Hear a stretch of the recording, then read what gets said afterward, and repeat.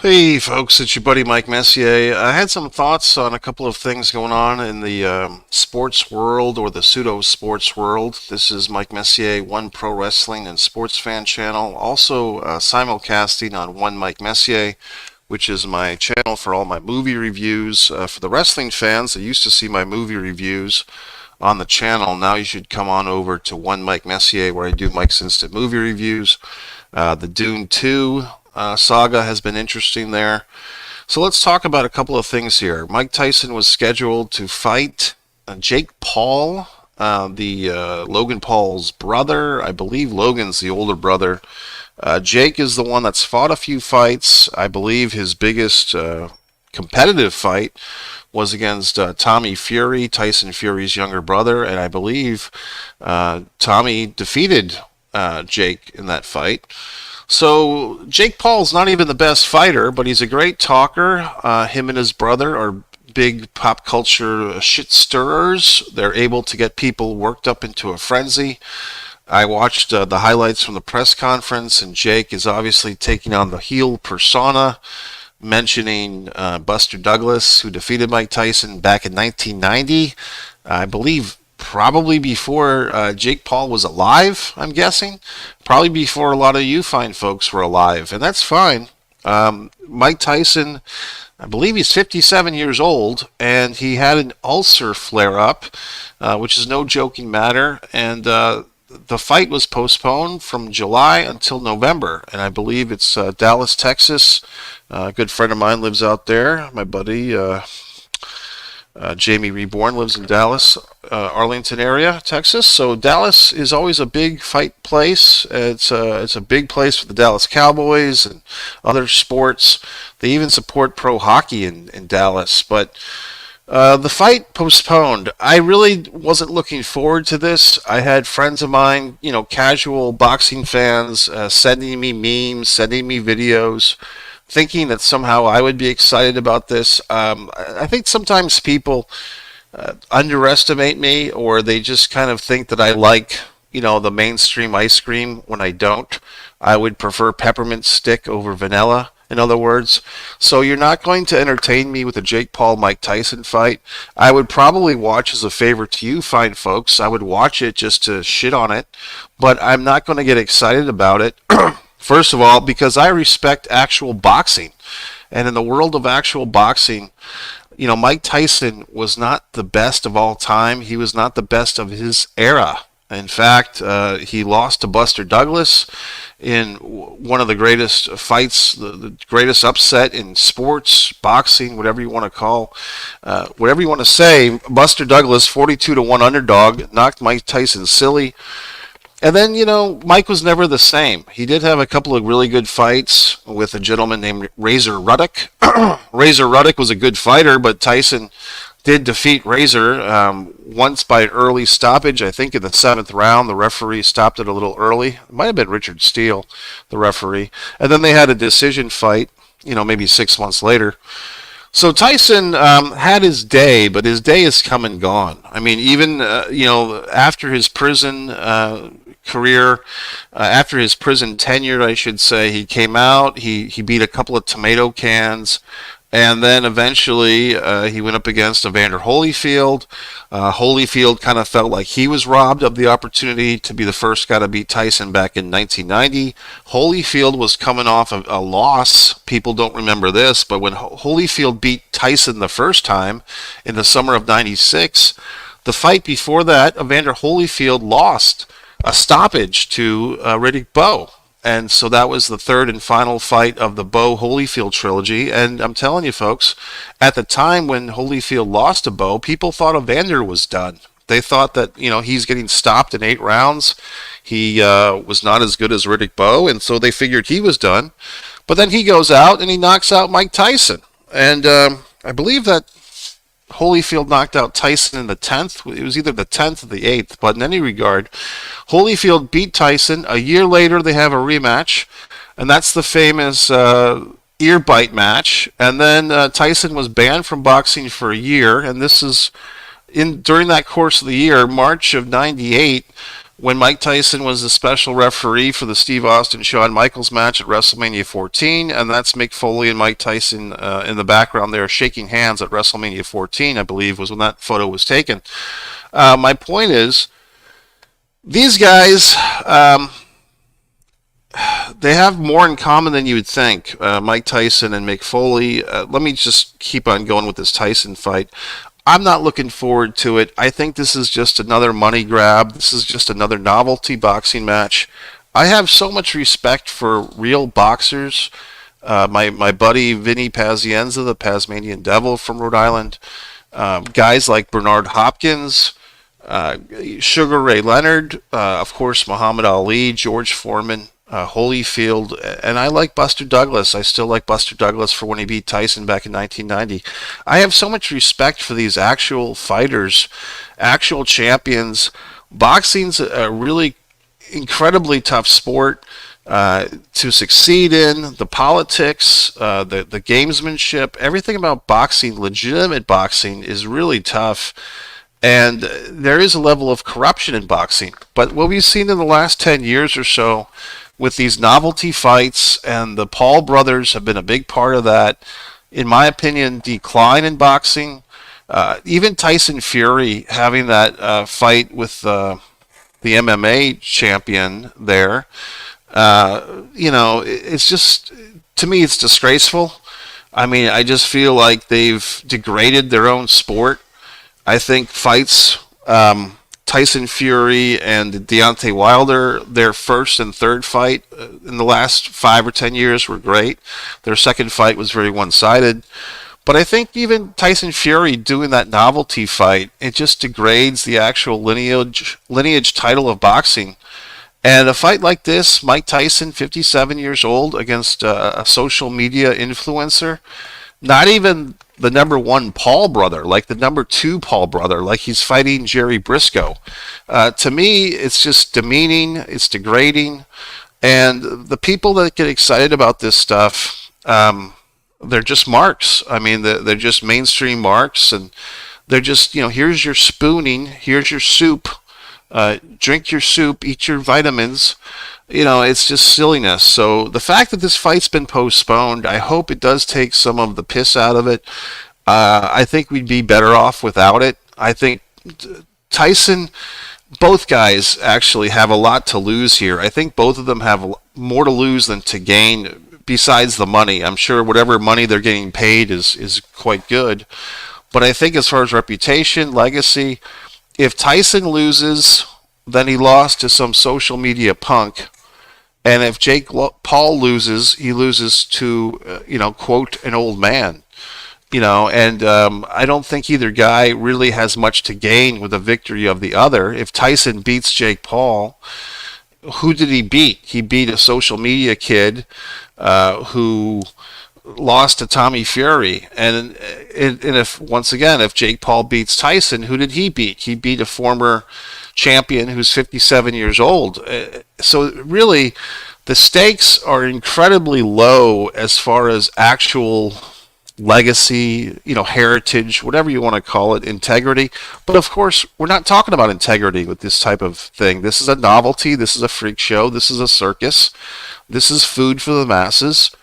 And the Tyson Jake Paul fight does not interest me. Would I watch it? I don't even have Netflix right now, to tell you the truth, but I probably would watch it at the time this fight ever does happen. If it does happen, I think WWE Monday Night Raw will be on Netflix, and there's a lot of good shows on Netflix that I haven't watched. I catch up on Netflix occasionally, so I know they have good programming, but I just don't think it's a good fight. I don't think it's good for boxing, and let's kind of lead into Mick Foley here. Mick Foley, as you see in the photograph of Mike Tyson, this is a photograph from 1998. It was either at WrestleMania 14 in Boston, or the photograph was from the next night, because you see the steel cage, it looks like, in the background. And I know that Mick Foley and Terry Funk wrestled the New Age Outlaws in a steel cage tag team match the next night on Raw. So wherever that photo was taken, this was definitely in 1998. And Mick Foley, I think this one's a tougher topic for me. I have been in the company of Mick Foley, I believe, 3 times in my life. I've seen him perform his stand-up comedy slash spoken word show twice. He did it once with Colt Cabana was actually the opening act, and Colt Cabana was actually funnier than Mick Foley.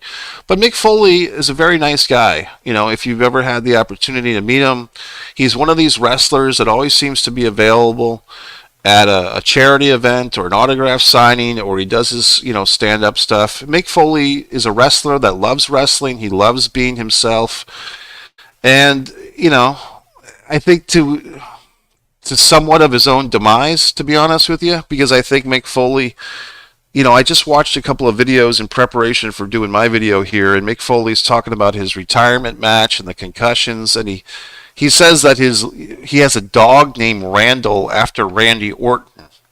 So he's actually named his pet Randall after Randy Orton. Now, if that's not living inside the bubble of professional wrestling, I don't know what is. I do respect Mick Foley. I do have a fondness for him. But I'm starting to really feel bad and pity for him, which I never wanted to feel. I'm sure he doesn't want my pity or your pity. But we've seen in the last couple of years, it was really evident. WrestleMania, I believe, 39, when I think it was Mick Foley was inducting Stacy Keibler, and Mick Foley came out to introduce her, and Mick was just so big, and not in a good way. I mean, Mick looked like he was about 420 pounds. He's a tall guy. He's 6'4".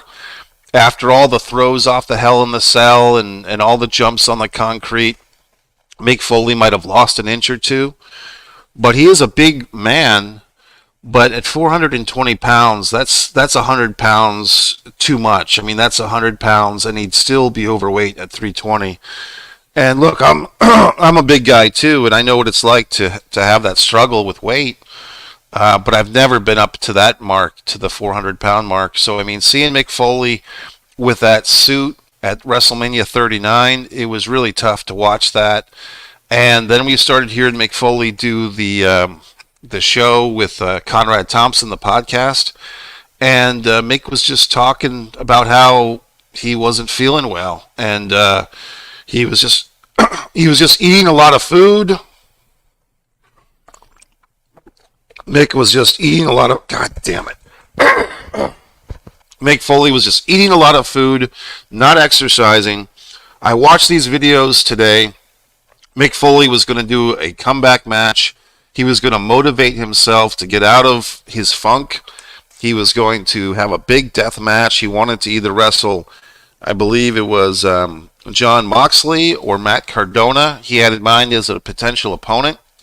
I think those were just the two that he had on his short list. And he wanted to have like a kind of a Ric Flair retirement, like Ric Flair's last match. I think Conrad Thompson was even going to be the promoter of this thing. They mentioned it on the Mick Foley podcast, on the Conrad Thompson podcast, and then pretty soon after, Mick did another 2 months ago, he did a video where he kind of very humbly stated that he had been tested positive for a concussion. He wasn't sure how he got the concussion, but it was in training. And after consulting with his family, and you always know that these guys are kind of hiding something when they throw their family under the bus. Like, they don't want to take full ownership for their own decisions. So they always drag in like a wife or their family, or I consulted with my family. I consulted with my wife.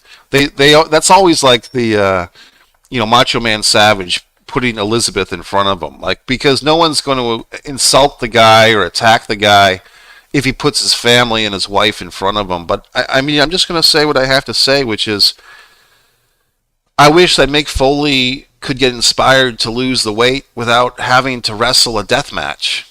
And I mean, it just goes into the magnitude of the sickness of the obsession with wrestling for Mick, that in order for him to get motivated to make himself more comfortable and to lose some weight, he feels that he has to have like some pat on the back or some party of a death match. And why couldn't it just be a normal match? I mean, why does it have to be a death match? And it just seems like guys like Mick Foley, he's walking in the same footsteps that he used to criticize Ric Flair for having, which is these guys are almost destined, or they're almost looking to die in the ring.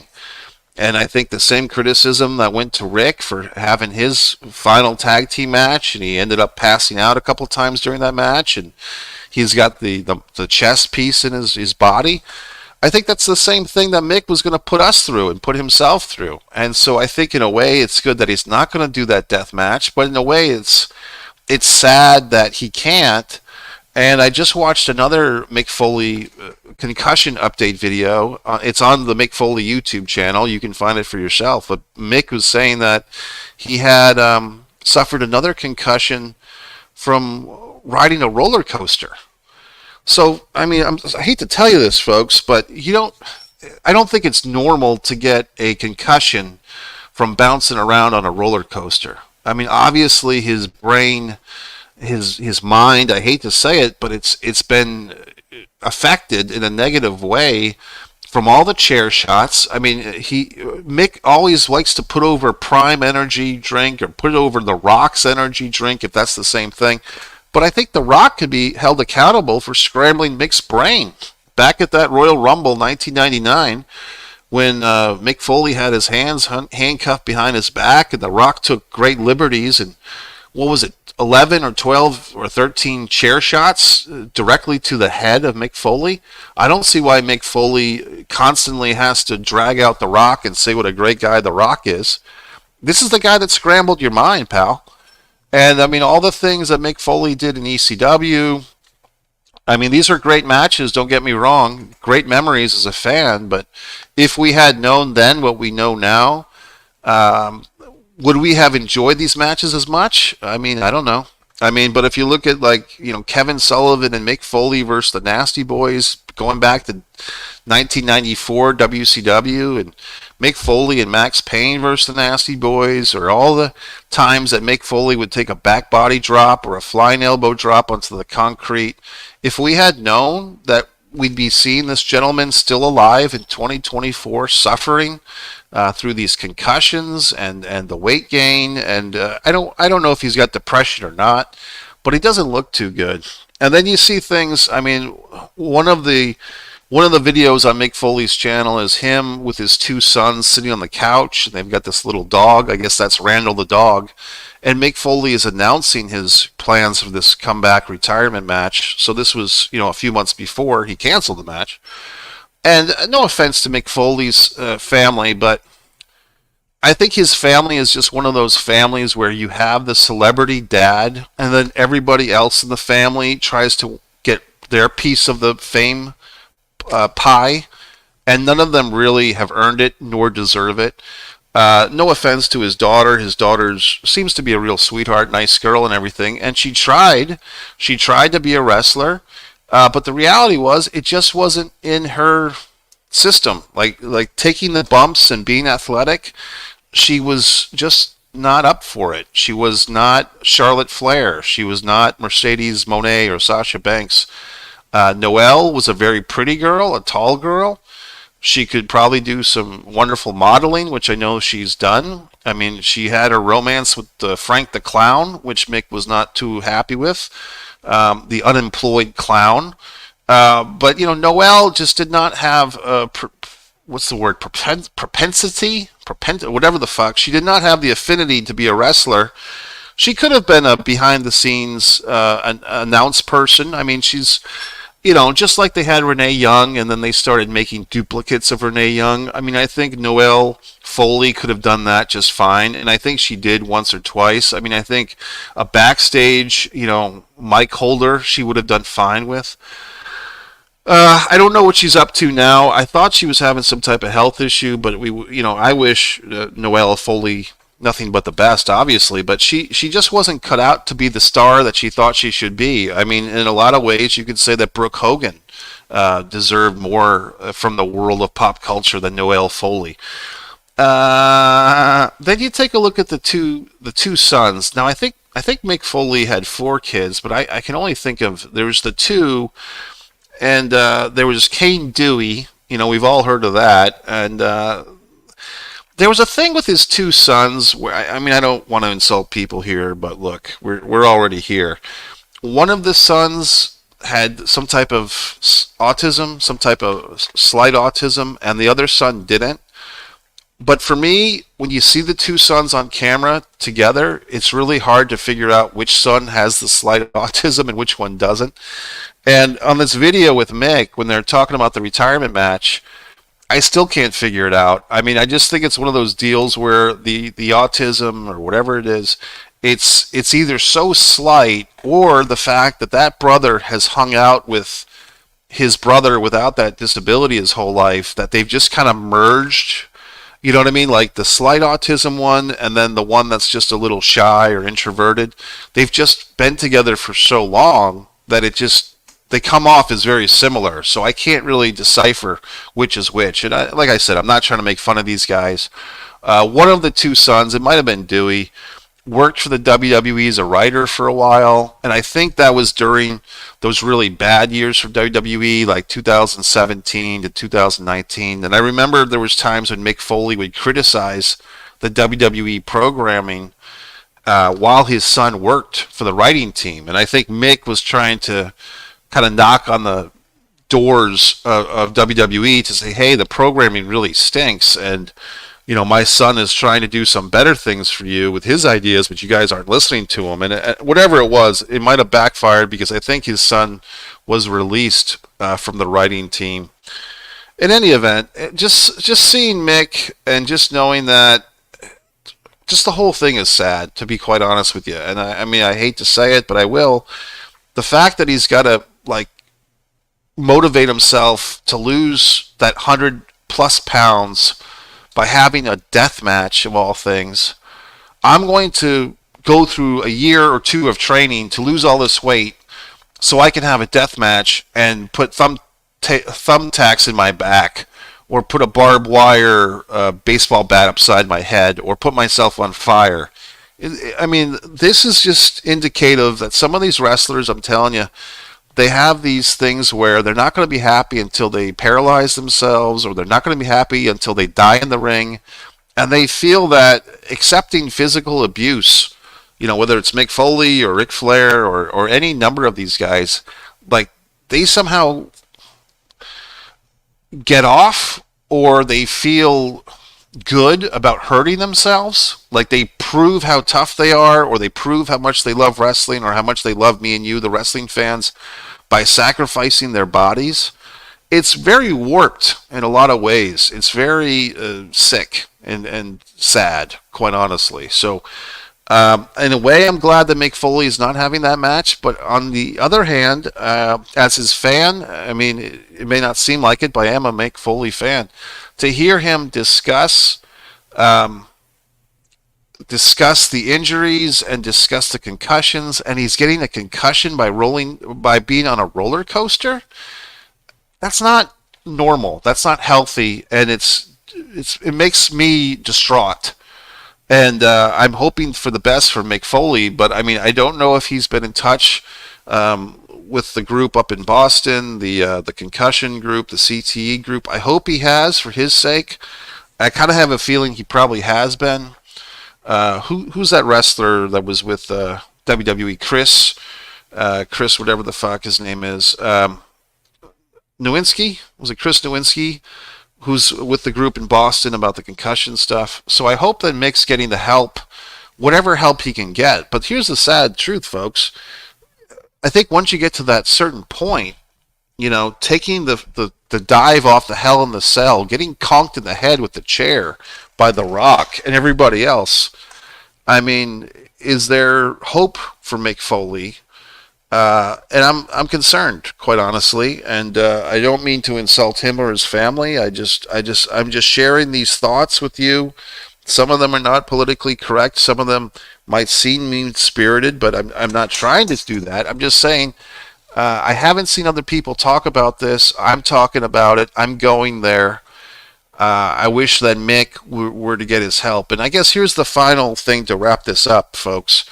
What's with us, society as a whole, that we need to see our heroes get trotted out until they're in the ground? Like, what's wrong with us that we need to see Mike Tyson fight at age 57? And I'm telling you, more people would watch that Mike Tyson Jared Paul match than would watch the Tyson Fury Deontay Wilder match, or the, what was it, Usyk or whoever the fuck just beat Tyson Fury a few weeks ago. Like, more people would watch Tyson Fury and Jake Paul than Mike Tyson and Jake Paul than would watch a Tyson Fury match. Is my point. And with Mick Foley, the WWE might not step behind that match, but Conrad Thompson was willing to promote it, and I would watch it, out of respect. And if nothing else, a morbid curiosity, like, is Mick going to survive this thing? Were he to do a death match against Cardona or John Moxley? But what's with us as a society that feels the need to watch our heroes grind themselves into the dirt until there's nothing left? I mean, what's wrong with a nice retirement for these guys? Just go off into the distance. I mean, have you ever heard of the Viking funeral, where they send you off on the raft and then they shoot you? Like with a they send a bow and arrow with a fire to blow up the raft.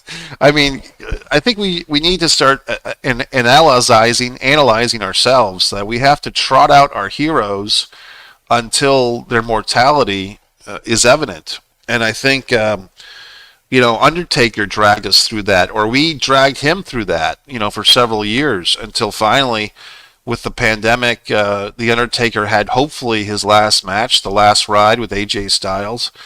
I'm trying to think of other sports stars. I mean, this is nothing new to this generation. Larry Holmes, he lost to Spinks. He seemed like he retired, and then he came back for what was basically thought to be a payoff to fight Mike Tyson. This is Larry Holmes I'm talking about. So then Holmes loses to Tyson, he gets knocked out, and then he makes another comeback, and he fights some more, and eventually he got a shot. You may not remember, but Larry Holmes got a shot against Evander Holyfield, and actually did fairly decent in that fight. George Foreman could be the exception to the rule. He had a big comeback, and of course he eventually got a world title victory over Michael Moore. But I don't know, folks. It's to me that we as a society have to start, allowing these people or encouraging them to just go away. How can we miss you if you don't go away, as our buddy Jim Cornette says. So that's it, folks. I don't know. If you had any comments, you could have commented. Nobody commented. Sometimes people comment on Facebook. They comment on Twitter. They don't actually comment on the YouTube channel. And on this occasion, I'm on one Mike Messier, which is my Mike's Instant Movie Reviews. Tonight, I'm scheduled to go see this patriotism U.S. flag movie of sorts, this one-night event. There's also the Stanley Cup playoffs going on. The Boston Celtics are very close to winning a championship. But if you want to see what's going on with me, if you're on one Mike Messier, this is my Mike's Movie Reviews and Life Rants, and where I mostly do movie reviews and life rants. And one Pro Wrestling and Sports Fan is for the Pro Wrestling and Sports. And you might be wondering, well, gee whiz, Mike, what do you do with yourself besides criticizing our heroes? Well, you can go to One Man and a Camera Films and see my films, my short films, my feature-length film, Blood Sugar Sedace.